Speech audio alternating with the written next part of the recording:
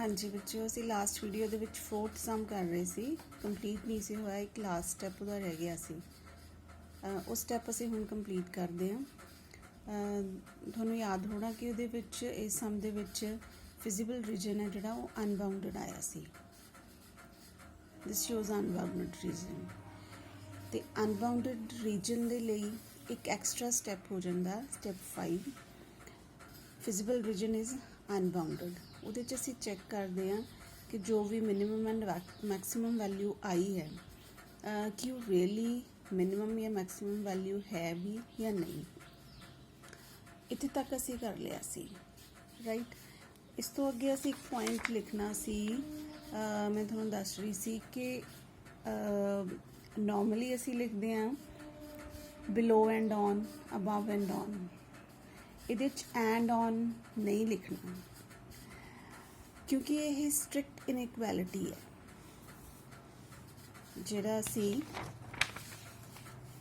ਇਹ ਚੀਜ਼ ਲਈ ਹੈ, ਉੱਪਰ ਮਿਨੀਮਾਈਜ਼ ਵਾਲਾ ਫੰਕਸ਼ਨ ਲਿਆ, 3x + 5y <= 7 ਹੈ, ਇਕੁਅਲ ਟੂ ਨਹੀਂ ਹੈ ਨਾਲ। ਕੰਸਟ੍ਰੇਂਟ ਦੇ ਵਿੱਚ ਇਕੁਅਲ ਟੂ ਹੁੰਦਾ ਸੀ ਨਾਲ, ਇਸ ਕਰਕੇ ਅਸੀਂ below and on, above and on ਲਿਖਦੇ ਸੀ। ਇਹਦੇ ਵਿੱਚ ਅਸੀਂ ਔਨ ਨਹੀਂ ਲਿਖਣਾ, ਇਹਦੇ 'ਚੋਂ ਲਾਈਨ ਦੇ ਪੁਆਇੰਟਸ ਨਹੀਂ ਆਉਣਗੇ, ਸਿਰਫ ਲਾਈਨ ਤੋਂ ਬਿਲੋ ਵਾਲੇ ਪੁਆਇੰਟਸ ਆਉਣਗੇ, ਠੀਕ ਹੈ। ਸੋ ਆਲ ਦਾ ਪੁਆਇੰਟਸ ਬਿਲੋ ਦਿਸ ਲਾਈਨ ਸੈਟਿਸਫਾਈ ਦਾ ਇਨਇਕੁਐਲਿਟੀ। ਗ੍ਰਾਫ ਅਸੀਂ ਪਹਿਲਾਂ ਵੀ ਡਰਾ ਕੀਤਾ ਸੀ। ਇਹਦੇ 'ਚ ਹੁਣ ਐਡੀਸ਼ਨਲ ਕੀ ਹੈ, ਇਹ ਗ੍ਰਾਫ ਤੁਸੀਂ ਗ੍ਰਾਫ ਪੇਪਰ 'ਤੇ ਬਣਾਉਣਾ ਹੈ। ਹੁਣ ਇਸ ਦੇ ਵਿੱਚ ਅਸੀਂ ਉਹ ਲਾਈਨ ਜਿਹੜੀ ਮਿਨੀਮਾਈਜ਼ ਫੰਕਸ਼ਨ ਵਾਲੀ ਹੈ, 3x + 5y = 7, ਉਹ ਲਾਈਨ ਡਰਾ ਕੀਤੀ ਹੈ। ਇਸ ਲਾਈਨ ਤੋਂ ਨੀਚੇ ਵਾਲਾ ਜਿਹੜਾ ਪੋਰਸ਼ਨ ਹੈ ਬਿਲੋ, ਉਹ ਇਸ ਲਾਈਨ ਇਨਇਕੁਐਲਿਟੀ ਨੂੰ ਸੈਟਿਸਫਾਈ ਕਰਦਾ। ਹੁਣ ਅਸੀਂ ਦੇਖਣਾ ਕਿ ਫਿਜ਼ੀਬਲ ਰੀਜਨ ਤੇ ਇਸ ਦਾ ਜਿਹੜਾ ਸੋਲਿਊਸ਼ਨ ਹੈ, ਜਿਹੜੀ ਹਾਫ ਪਲੇਨ ਬਣਦੀ ਹੈ, ਉਹਦੇ ਵਿੱਚ ਕਾਮਨ ਕੁਛ ਹੈ ਕਿ ਨਹੀਂ, ਕੋਈ ਕਾਮਨ ਪੁਆਇੰਟ ਹੈ। ਜੇ ਕਾਮਨ ਪੁਆਇੰਟ ਹੈ ਫਿਰ ਅਸੀਂ ਕਹਿਣਾ ਨੋ ਸੋਲਿਊਸ਼ਨ, ਕਿ ਕੋਈ ਮਿਨੀਮਮ ਵੈਲਿਊ ਨਹੀਂ ਹੈ। ਜੇ ਕਾਮਨ ਪੁਆਇੰਟ ਨਹੀਂ ਹੈ then yes. So let's check whether there is some common point. ਦੇਖੋ P ਪੁਆਇੰਟ ਹੈ ਜਿਹੜਾ, ਇਹਨਾਂ ਦਾ ਕਾਮਨ ਪੁਆਇੰਟ ਕਹਿ ਸਕਦੇ ਹਾਂ ਅਸੀਂ। P ਪੁਆਇੰਟ ਹੈ ਜਿਹੜਾ ਫਿਜ਼ੀਬਲ ਰੀਜਨ ਦੇ ਵਿੱਚ ਆਉਂਦਾ ਆ। ਦੇਖੋ ਬਾਕੀ ਤਾਂ ਲਾਈਨ ਇੱਦਾਂ ਆ, ਠੀਕ ਹੈ।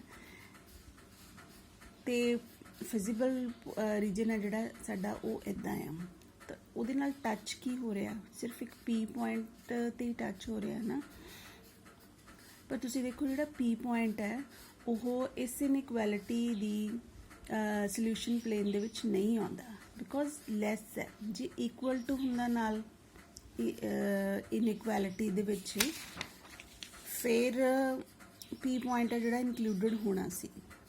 ਬਟ ਇਹ ਇਨਇਕੁਐਲਿਟੀ ਕੀ ਹੈ, ਸਟ੍ਰਿਕਟ ਇਨਇਕੁਐਲਿਟੀ ਹੈ, <= 7। ਤਾਂ ਉਸ ਲਾਈਨ ਦੇ ਉੱਪਰ ਜਿਹੜਾ ਵੀ ਕੋਈ ਪੁਆਇੰਟ ਹੈ ਉਹ ਇਨਕਲੂਡਡ ਨਹੀਂ ਹੋਏਗਾ। ਸੋ there is no common point between feasible region and this half plane. So same ਚੀਜ਼ ਅਸੀਂ ਲਾਈਨ ਹੈ ਜਿਹੜੀ ਇੱਥੇ ਲਿਖਣੀ ਆ, there are no common points between the open half plane of 3x + 5y <= 7 and the feasible region. Therefore minimum z = 7 at the point 3/2, 1/2.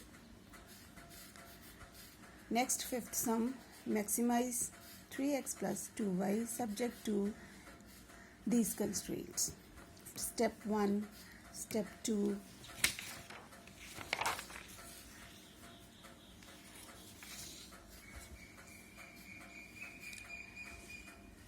Step 3. Step 3 ਦੇ ਵਿੱਚ ਜਦੋਂ ਅਸੀਂ ਇਹਦਾ ਗ੍ਰਾਫ ਡਰਾ ਕਰਦੇ ਹਾਂ ਤਾਂ ਫਿਜ਼ੀਬਲ ਰੀਜਨ ਹੈ, ਦੇਖੋ ਅਨਬਾਊਂਡਡ ਨਹੀਂ ਆਇਆ, ਬਾਊਂਡਡ ਹੈ, ਰਾਈਟ। ਇੱਕ ਸਾਡੇ ਕੋਲ ਜਿਹੜਾ ਪੁਆਇੰਟ ਆਫ ਇੰਟਰਸੈਕਸ਼ਨ ਆ ਉਹਨੂੰ ਅਸੀਂ ਫਾਈਂਡ ਆਊਟ ਕਰ ਰਹੇ ਹਾਂ। ਮੈਂ ਇਸ ਨੂੰ ਕੀਤਾ ਹੈ ਕ੍ਰਾਸ ਮਲਟੀਪਲੀਕੇਸ਼ਨ ਮੈਥਡ ਦੇ ਨਾਲ, ਉਹਦੇ ਨਾਲ P ਪੁਆਇੰਟ ਦੇ ਕੋਆਰਡੀਨੇਟਸ ਆ ਗਏ 4 3 ਰਾਈਟ। ਉਸ ਤੋਂ ਨੈਕਸਟ ਸਟੈਪ 4 ਲਿਖ ਲਿਆ, ਪੁਆਇੰਟਸ ਲਿਖ ਲਏ and ਮੈਕਸਿਮਾਈਜ਼ Z is equal to 18 at 4 3। बहुत सिंपल सम है, ਇਹਦੇ 'ਚ ਕੋਈ ਨਵੀਂ ਚੀਜ਼ ਨਹੀਂ ਸੀ। ਠੀਕ ਹੈ ਜੀ। Next sum is minimize Z equal to x plus 2y subject to these constraints। ਇਹ ਵੀ ਸਮ ਹੈ ਜਿਹੜਾ ਸਿੰਪਲ ਹੈ। ਤੁਸੀਂ ਦੇਖੋ ਇਹਦੇ 'ਚ ਗ੍ਰੇਟਰ ਦੈਨ ਔਰ ਇਕੁਅਲ ਟੂ 3 ਹੈ, ਗ੍ਰੇਟਰ ਦੈਨ ਔਰ ਇਕੁਅਲ ਟੂ 6 ਹੈ, ਤਾਂ ਇਹਦੇ ਵਿੱਚ ਅਬਵ ਐਂਡ ਔਨ ਆਏਗਾ। then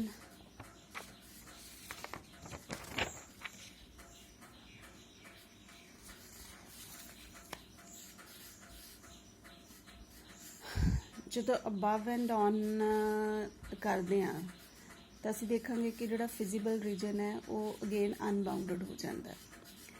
ਇਹ ਲਾਈਨ ਹੈ ਜਿਹੜੀ ਇਸ ਦੇ ਅਬਵ, ਇਹ ਲਾਈਨ ਹੈ ਇਸ ਦੇ ਅਬਵ, ਤਾਂ ਕਾਮਨ ਪੋਰਸ਼ਨ ਕੀ ਹੋ ਗਿਆ, ਕਾਮਨ ਪੋਰਸ਼ਨ ਹੈ ਜਿਹੜਾ ਇਸ ਤੋਂ ਉੱਪਰ ਵਾਲਾ ਹੋਇਆ, ਤਾਂ ਅਨਬਾਊਂਡਡ ਹੋ ਗਿਆ। ਜਦੋਂ ਅਨਬਾਊਂਡਡ ਹੈ ਹੁਣ ਬਟ ਪੁਆਇੰਟਸ ਕਿਹੜੇ ਲੈਣੇ ਨੇ ਅਸੀਂ, ਕਾਰਨਰ ਪੁਆਇੰਟਸ ਇਹਦੇ 'ਚ ਕੀ ਆਉਣਗੇ, A03 and D60। Minimum value ਅਸੀਂ ਫਾਈਂਡ ਆਊਟ ਕਰ ਲਈ 6 ਆਈ, ਫਿਜ਼ੀਬਲ ਰੀਜਨ ਅਨਬਾਊਂਡਡ ਹੈ। ਹੁਣ ਕੀ ਕਰਾਂਗੇ, ਅਗੇਨ ਸਟੈਪ 5 ਆਏਗਾ ਇਹਦੇ 'ਚ। ਸਟੈਪ 5 ਦੇ ਵਿੱਚ ਕੀ ਕਰਨਾ ਤੁਸੀਂ, ਇਹ ਜਿਹੜਾ ਮਿਨੀਮਾਈਜ਼ ਫੰਕਸ਼ਨ ਹੈ ਰਾਈਟ, ਇਹਨੂੰ ਲਿਖੋਗੇ ਹੁਣ ਤੁਸੀਂ, ਇਹਦੀ ਇਨਇਕੁਐਲਿਟੀ ਲਿਖੋਗੇ x plus 2y less than 6। ਠੀਕ ਹੈ, ਇਹ ਇਨਇਕੁਐਲਿਟੀ ਬਣ ਗਈ। ਇਹਨੂੰ ਫਿਰ ਇਕੁਏਸ਼ਨ 'ਚ ਕਨਵਰਟ ਕਰਕੇ ਸੇਮ ਉਹ ਜਿਹੜਾ ਸੈਕਿੰਡ ਸਟੈਪ ਦੇ ਵਿੱਚ ਅਸੀਂ ਪ੍ਰੋਸੀਜਰ ਕਰਦੇ ਹਾਂ ਉਹ ਸਾਰਾ ਕਰ ਲਿਆ। all the points below this line satisfy the inequality। ਹੁਣ ਉਸ ਤੋਂ ਬਾਅਦ ਤੁਸੀਂ ਗ੍ਰਾਫ ਬਣਾਉਣਾ। ਗ੍ਰਾਫ ਦੇਖੋ ਕੁਛ ਇਸ ਤਰ੍ਹਾਂ ਦਾ ਬਣਨਾ। ਇਹਦੇ 'ਚ ਜਿਹੜੀ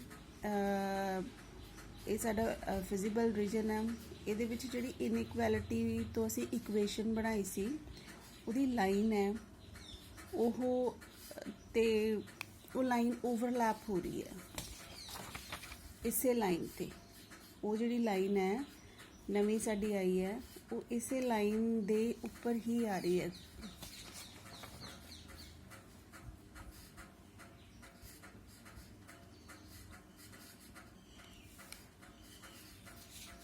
ਹੁਣ ਉੱਪਰ ਆਉਣ ਨਾਲ ਕੀ ਹੋਇਆ ਦੇਖੋ, ਕਾਮਨ ਪੁਆਇੰਟਸ ਦੇਖਣੇ ਹੁਣ ਅਸੀਂ। ਕਾਮਨ ਪੁਆਇੰਟਸ ਲਈ ਕੀ ਕਰਾਂਗੇ ਦੇਖੋ, ਇਹਦੇ ਵਿੱਚ ਫਿਜ਼ੀਬਲ ਰੀਜਨ ਹੈ ਜਿਹੜਾ ਇਹ ਉੱਪਰ ਵਾਲਾ ਤੇ ਇਹ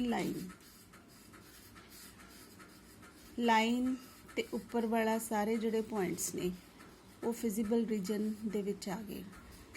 ਬਟ ਜਿਹੜੀ ਇਨਇਕੁਐਲਿਟੀ ਵਾਲੀ ਅਸੀਂ ਲਾਈਨ ਇਹ ਡਰਾ ਕੀਤੀ ਹੈ ਇਹਦਾ ਸੋਲੂਸ਼ਨ ਪਲੇਨ ਹਾਫ ਪਲੇਨ ਦੇ ਵਿੱਚ ਇਹ ਲਾਈਨ ਨਹੀਂ ਆਉਂਦੀ ਕਿਉਂਕਿ ਸਟ੍ਰਿਕਟ ਇਨਇਕੁਐਲਿਟੀ ਹੈ, ਇਕੁਅਲ ਟੂ ਹੈ ਨਹੀਂ, ਇਹ ਲਾਈਨ ਨਹੀਂ ਆਉਂਦੀ, ਇਸ ਤੋਂ ਨੀਚੇ ਵਾਲਾ ਪੋਰਸ਼ਨ ਹੈ। ਠੀਕ ਹੈ ਜੀ, ਇਸ ਕਰਕੇ ਕੋਈ ਕਾਮਨ ਪੁਆਇੰਟ ਨਹੀਂ ਹੈ ਤੇ ਕਾਮਨ ਪੁਆਇੰਟ ਨਾ ਹੋਣ ਕਰਕੇ we will say there are no common points between the half plane of x plus 2y less than 6 and feasible region, therefore minimum z is equal to 6 on all the points on the line joining 0 3 and 6 0। देखो ਇਹਦੇ 'ਚ ਥੋੜਾ ਫਰਕ ਹੈ। ਇਹ ਫਰਕ ਕਿਉਂ ਆਇਆ, ਅਸੀਂ ਮੋਸਟਲੀ ਤਾਂ ਇੱਕ ਪੁਆਇੰਟ ਲਿਖ ਦਿੰਦੇ ਹੁੰਦੇ ਹਾਂ ਨਾ ਕਿ ਇਹ ਮਿਨੀਮਮ ਵੈਲਿਊ ਹੈ ਜਾਂ maximum value at this point, ਇੱਕ ਪੁਆਇੰਟ ਹੁੰਦਾ। ਇਹਦੇ 'ਚ ਲਿਖਿਆ ਹੋਇਆ on all the points on the line joining 0 3 and 6 0। ਇਹ ਕਿਉਂ ਆਇਆ ਦੇਖੋ, ਇਹਦੇ 'ਚ ਵੈਲਿਊ ਹੈ ਜਿਹੜੀ ਦੋਨੋਂ ਪੁਆਇੰਟਸ ਦੀ ਸੇਮ ਆਈ ਸੀ 6 6, ਇਸ ਕਰਕੇ ਹੋ ਰਿਹਾ। ਇਹ ਫ਼ਰਕ ਹੈ।